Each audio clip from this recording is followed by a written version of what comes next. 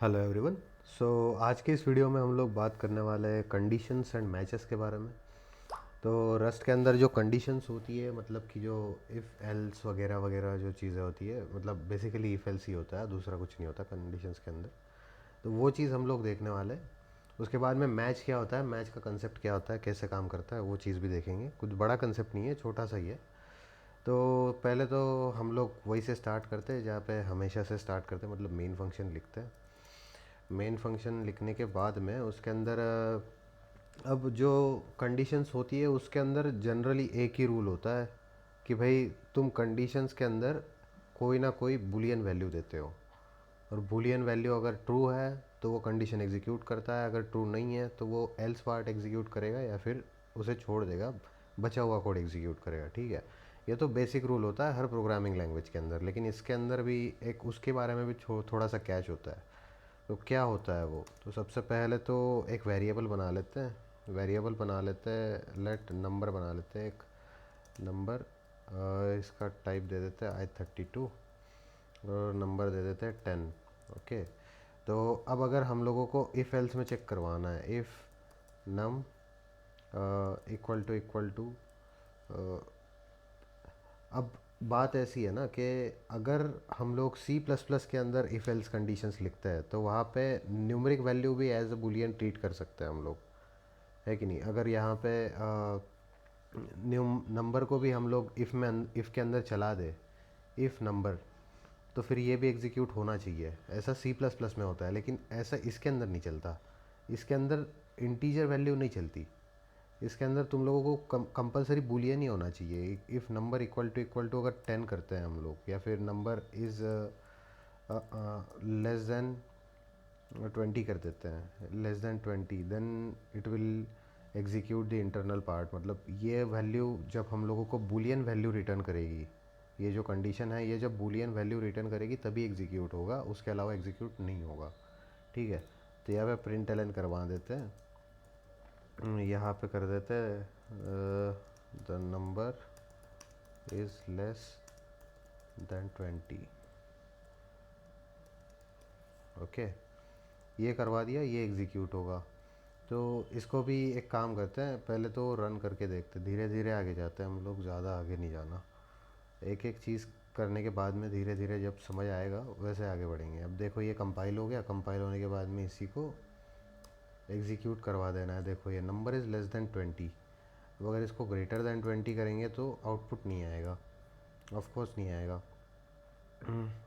तो फ़िलहाल इसको ऐसे ही रहने देते हैं, और यहाँ पे क्या करते हैं ना, एल्स लगा देते हैं। अब एल्स इफ़, पहले तो सिर्फ एल्स लगाते हैं, बाद में एल्स इफ़ का देखेंगे, लैडर वाला जो कंसेप्ट है वो आगे देखेंगे। यहाँ पे लगा दिया हमने ग्रेटर, अगर ग्रेटर है तो यहाँ पे ग्रेटर लिख देंगे, अगर नहीं है तो फिर इसको कॉपी करके इधर पेस्ट कर देते हैं, लेस देन 20। ओके, अब इसको अब लोगों ने सेव कर दिया, फिर से कंपाइल करते हैं और अब देखते क्या आउटपुट आता है। देखो भाई आउटपुट आ गया कि नंबर इज़ लेस देन 20, मतलब अभी भी एल्स वाला पार्ट एग्जीक्यूट हो रहा है क्योंकि ऊपर का कंडीशन फॉल्स हो गया, है ना। तो प्रोग्रामिंग तो मतलब तुम लोगों को आती होगी इतनी बेसिक, लेकिन ठीक है।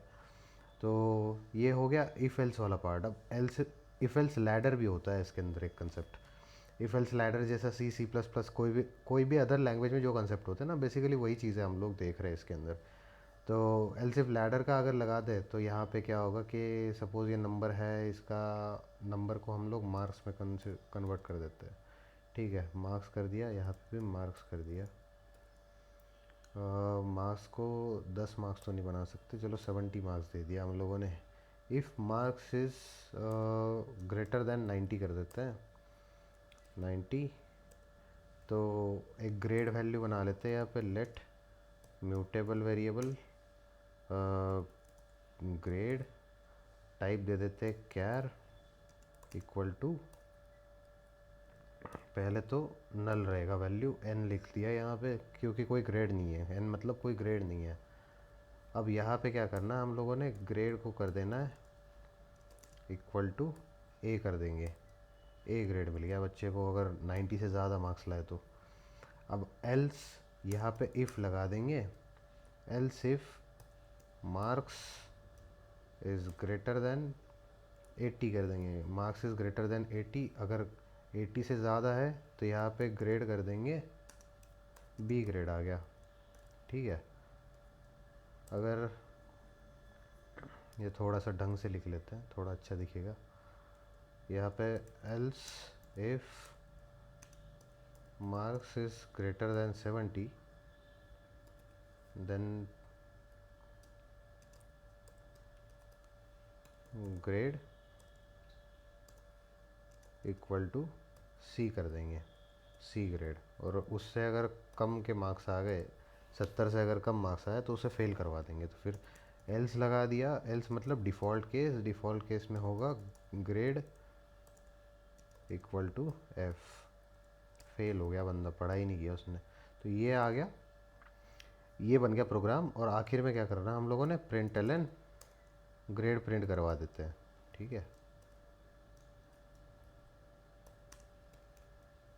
ग्रेड प्रिंट करवा दिया, ये बन गया हमारा प्रोग्राम। क्लियर कर लेंगे पहले। क्लियर करने के बाद फिर से कंपाइल करते हैं। भाई एरर क्यों आ गया, क्या एरर आ गया अभी? वन प्रीवियस एरर, क्या एरर दिखा रहा है? ग्रेड हो गया, ये देखो स्पेलिंग मिस्टेक हो गया, यहाँ पे ग्रेड कर दिया है, ग्रेड होना चाहिए। कर दिया, सेव कर दिया, फिर से क्लियर करवा देते हैं। उसके बाद में फिर से कंपाइल करेंगे। कंपाइल हो गया, देखो वार्निंग तो आ गई हम लोगों को, वार्निंग आ गई। कहाँ पे वार्निंग आई है? इस म्यूटेबल वेरिएबल ग्रेड के लिए वार्निंग आई है, वैल्यू रीड नहीं हुआ ना। तो इसको अंडरस्कोर लगा दोगे तो वैसे निकल जाएगा वार्निंग, लेकिन हम लोग फ़िलहाल वार्निंग के ऊपर ध्यान नहीं देते हैं। क्लियर करवाएंगे, एग्जीक्यूट करवाएंगे इस प्रोग्राम को। डॉट स्लैश कंडीशंस, देखो ग्रेड आ गया उसका एफ़। भाई एफ़ ग्रेड कैसे आया? अब इसको तो मार्क्स हम लोगों ने 70 दे रखे, 70 से ज़्यादा होगा तो ये हम लोगों को सी ग्रेड देगा। 70 मार्क्स होगा तो अपने को डेफिनेटली एफ़ ग्रेड ही देगा। अगर इसको हम लोगों को सी में कन्वर्ट करना है तो फिर क्या करना पड़ेगा? इक्वल टू लगा दो, ठीक है। अब इसको फिर से कंपाइल करते हैं। कंपाइल हो गया, क्लियर करवा देंगे पहले। Dot slash conditions, C grade आ गया।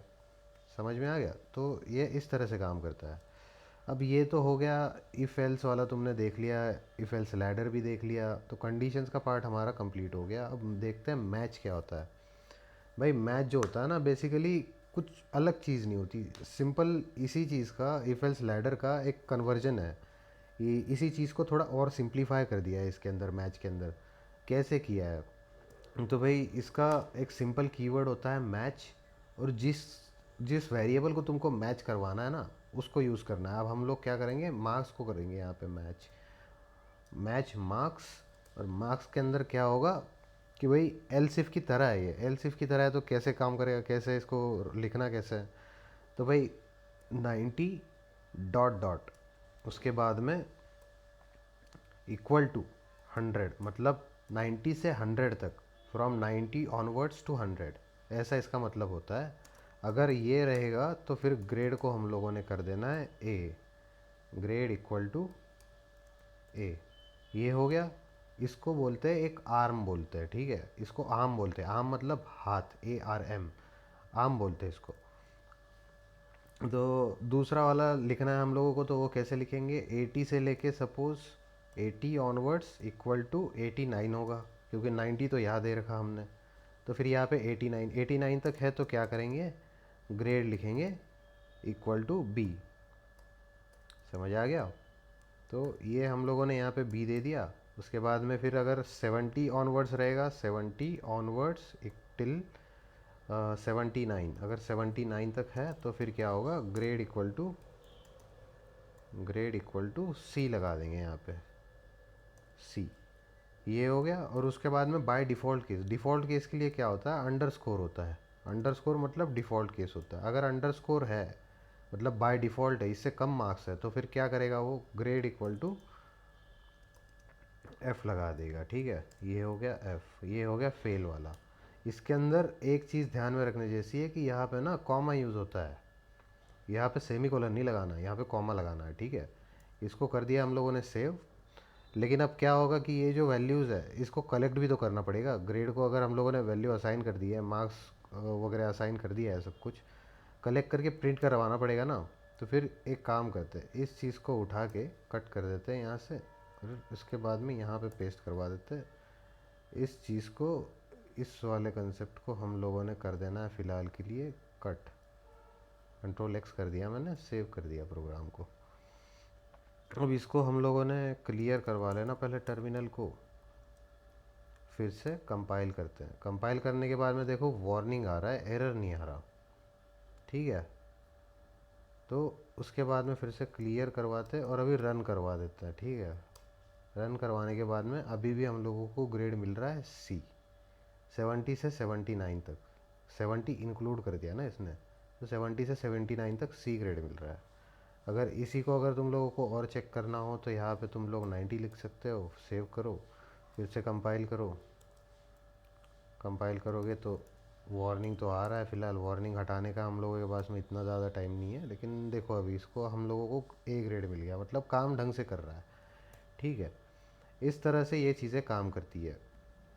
अब इसके अंदर का एक और चीज़ होती है कि भाई इफ़ एल्स जो होता है ना, वो हमारे अदर प्रोग्रामिंग लैंग्वेज के अंदर कोई भी चीज़ रिटर्न नहीं करता है ना, कोई चीज़ रिटर्न नहीं करता है इफ़ एल्स के अंदर जो भी एग्जीक्यूट करना होता है हम लोग वेरिएबल्स उसी में बनाते हैं, उसी के अंदर ऑपरेट करते हैं और वहीं पे एग्जीक्यूट करके प्रिंट भी करवा देते हैं। मतलब वही चीज़ें नॉर्मली वेरिएबल्स के अंदर जो भी खेलना होता है ना, वो हम उसके अंदर खेलते हैं, कोई रिटर्न नहीं करता वैल्यू। तो एक चीज़ है कि इसके अंदर से आप इफ़ एल्स से भी वैल्यूज़ रिटर्न करवा सकते हो। कैसे करवाएंगे, तो देखो इसी को थोड़ा चेंज करते हैं हम लोग, इसी प्रोग्राम को। वो कंसेप्ट पहले दिखाना चाहिए था मैंने, लेकिन ठीक है अभी दिखा देता हूँ। इसको कर दिया कट, इस कोड को। और उसके बाद में यहाँ पे एक काम करते हैं, लेट आंसर नाम का एक वेरिएबल बना दिया i32। नहीं आए तो नहीं, ग्रेड हम लोगों को कलेक्ट करना है ना। ग्रेड कलेक्ट करने के लिए इसका कैरेक्टर टाइप बनाना पड़ेगा हमको, और character equal to if marks. अब ये सारा हो गया है, लेकिन अब ग्रेड के अंदर से हम लोगों को ग्रेड कलेक्ट नहीं करना, मतलब ग्रेड के अंदर नहीं डालना इसको, बल्कि इसको एक नए वेरिएबल के अंदर लेना है। या फिर ग्रेड को इधर भी लिख सकते हो तुम, कोई दिक्कत नहीं है। तो यहाँ से सेमीकोलन हटाना है, ग्रेड को जो वैल्यू असाइन हो रहा है वो भी हटा देना है। मतलब सिर्फ ए बी सी ये करवा दोगे, इससे भी तुम्हारा प्रोग्राम पूरी तरह से ढंग से काम कर जाएगा, ठीक है। क्या कर रहे हो, मतलब बेसिकली एक वेरिएबल बना दिया, जो वैल्यू रिटर्न करनी है वो रिटर्न करवा दी, ख़त्म हो गया, और कुछ नहीं है। और यहाँ पे क्या करना है, ग्रेड की जगह पे आंसर प्रिंट करवा देंगे, ठीक है। अब इसको करते हैं अपन क्लियर। क्लियर करने के बाद में फिर से करते हैं कंपाइल। सेव तो है ना प्रोग्राम, हाँ सेव हो चुका है। तो क्या एरर आ गया यहाँ पे, यहाँ पे एरर आ गया भाई। ये बोल रहा है कि help add semi colon here 22 lines. 22 line मतलब एक होता है अगर हम कोई वैल्यू कलेक्ट कर रहे हैं ना वेरिएबल के अंदर, तो वो स्टेटमेंट बन जाता है, जैसे हम लोगों ने पिछली बार बात किया था। वही चीज़ें हम लोग बार बार ये एरर्स के थ्रू जान रहे हैं, समझ रहे हो। ये एक चीज़ अगर तुम कलेक्ट कर रहे हो ना, तो उसके एंड में तुमको सेमीकोलन देना पड़ेगा। अगर ये एलसिफ लैडर मैंने ख़त्म किया है यहाँ पे, तो उसको ये बताने के लिए कि भाई अब ये जो वैल्यू है ना ये कलेक्ट कर लो, उसके आगे कोई एग्जीक्यूशन नहीं है, इसके लिए यहाँ पे सेमीकोलन लगाते हैं। तो अब इसको मैंने कर देना है क्लियर। क्लियर कर दिया, फिर से इसको कंपाइल करते हैं। देखो अभी वार्निंग्स तो आ गई, लेकिन एरर नहीं आया कोई। क्लियर करवाते हैं फिर से, और अभी इसको एग्जीक्यूट करते हैं, देखते हैं कि क्या आंसर आ रहा है। देखो हमारा बी ग्रेड आ चुका है, ठीक है। 80 से ज़्यादा होगा, 90 से ज़्यादा, मतलब यहाँ पे 90 तो एक्सक्लूड कर दिया इसने। अगर 91 होगा तो ए आ जाएगा, समझ आ गया। तो ये हो गया भाई हमारा कंडीशंस का और इसका कंसेप्ट, मैचिंग मैच वालों का, मैच का कंसेप्ट हो गया बेसिकली। तो ये चीज़ें तो यहाँ तक तो हम लोगों ने देख ली। अब आगे से हम लोगों का थोड़ा सा और अच्छा प्रोग्रामिंग चालू होगा, जिसके अंदर हम लोग देखेंगे लूप्स। क्योंकि लूप्स जो है ना वो काफ़ी इंपॉर्टेंट हो जाता है हर चीज़ के अंदर, हर प्रोग्रामिंग लैंग्वेज के अंदर लूप्स काफ़ी इंपॉर्टेंट होते हैं। वहीं से प्रोग्रामिंग स्टार्ट होती है, ऐसा तो मैं मानता हूँ। तो भाई बात ऐसी है कि अभी फ़िलहाल के लिए इतना ही। अगले वीडियो से हम लोग जब लूप्स देखेंगे, उसके बाद में देखेंगे कि जो ओनरशिप होता है वो कंसेप्ट क्या है ओनरशिप का, धीरे धीरे और एडवांस चीज़ों में जाएंगे, ठीक है। तब तक के लिए बाय बाय।